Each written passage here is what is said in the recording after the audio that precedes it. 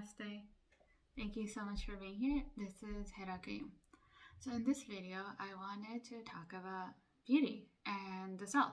So basically, how you view your own beauty, how you view yourself. So I was talking to a friend, and I sent her my video on the most recent one about the title "She's Too Black to Get Married," and she was telling me how her mom also told her one time that her skin's too dark, and she just didn't care. But then she was telling me that how she doesn't feel comfortable in her own skin, and she would want some things to be different.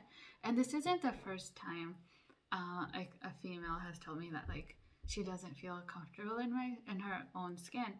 And I would say that one of the most dramatic examples was a friend who I felt like if she had a genie in the bottle, she would wish for a brand new body. That's how uncomfortable she felt in her own body. And it was that's something that's not relatable to me, because there are things I would to be different about my body, but I really do strive for harmony with my body, that yogic mindset, harmony of mind, body, soul. So when I have if I have acne scars from high school, and some of them have faded away, and I still have some, and I don't think they take away from me. I think they add to me. They're part of who I am. I also have broken bones. I have a severe injury to my lower back, and you can view this as, oh, this somehow hinders you, or you can spin it around and be like, no, it adds to me. It adds to who I am. It makes me a better person. It makes me stronger. That I can have acne scars, or I can have a blemish. In my case, I even have a scar in my face from a birthmark that was removed when I was really young. It doesn't take away from you, but instead you can be like, no, it adds to the being that you are.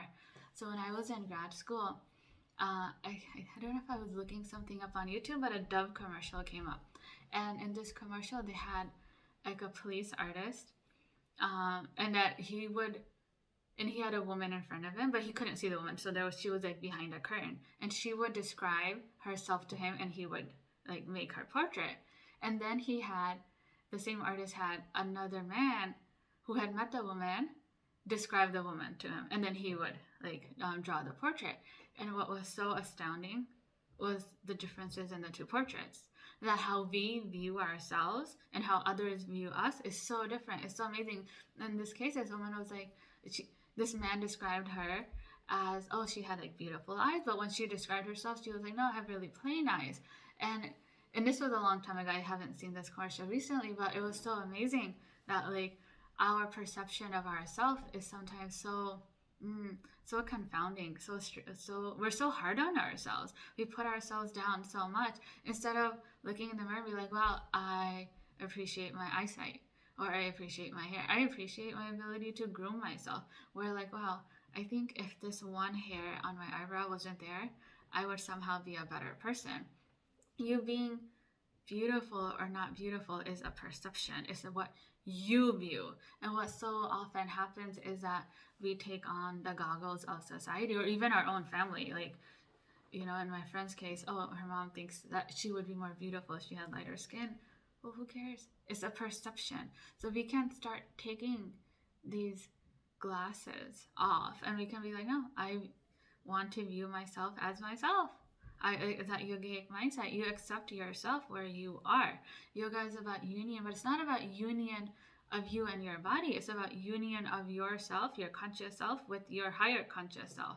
And when you do that, you realize that your body was always in harmony with source, with your higher self, that you were the missing piece. It is not that you need to bang you need to bang your body into place. You just need to slowly, one thought at a time, just come to a place of consciousness, realizing that I am the way I am, and it's perfect. Isn't that amazing? Isn't that beautiful? Doesn't that sound like relief? I feel so often we want to push ourselves more and more into whatever society wants us to be. I know with all the it girls, right? When I was in high school, beginning of high school, having a flat chest was in. And somehow towards the end of high school, undergrad, having a big chest was in. And I had a small chest and I liked my small chest. I have a post-pregnancy chest now, and my boobs didn't get smaller after post-pregnancy for some reason. My friends did, and I was hoping mine would too. But it doesn't matter, really. Like if I had a choice, I would want a smaller chest. I think they're easier to manage. I don't have to wear like a fancy sports bra when I'm working out. I can mountain bike and it's not an issue. But like now that my chest is bigger, it's okay. It's still manageable. It's not out of it's not a big deal. But I don't need for things to change in my body to be able to appreciate my body. And I'm not saying that I have the perfect body by any stretch of the imagination, nor do I have flawless skin, whatever that means.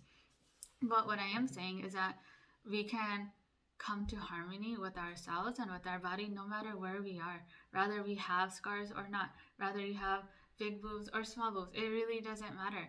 And you don't need to jump into this place of appreciating yourself. You can start a little at a time, because you already have all this momentum of, oh, I don't feel good in my body.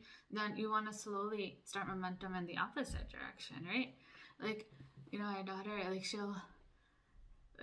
kids are so amazing. Like, they're just in harmony with themselves. Like, they don't care. My daughter's front 2 teeth fell out, and she looks so silly. It is silly in a cute way, a very cute way. And like, it doesn't bother her. She doesn't care. Who cares? She'll just smile, and like her one teeth that's growing is kind of crooked, so it almost looks like a little bunny teeth is growing. It's really cute. But like, if that happened to an adult, most adults would not be okay with it. But it's really funny because as kids, they're so at peace with it. So it's like, who cares? Like, I love it, And one thing I really appreciate about the LGBTQ plus community is they're so unapologetically themselves. Like, so uniquely and happily and like just comfortable in who they are, and it's so amazing. I want that. I strive for that level of comfort with myself. It's so amazing to be like, yeah, this is who I am. This is how I dress. I don't care if this is in or this is not in. I like to wear clothes that spark joy. Literally, like Marie Kondo all the way. Like, what do I feel like wearing? I feel like wearing this, and I'm gonna wear it. And I love athletic leisure clothes. And I have like these 5-6 shirts that I just, workout tunics that I just like rotate through, and I love them. And I wash them and I put them on again. I wash them and I put them on again. It's my thing. It's what I do. And it's amazing when I read Marie Kondo's book, The Life-Changing Magic of Tidying Up. She was like, people wear 10% of their clothes 90% of the time. And I see that with myself too.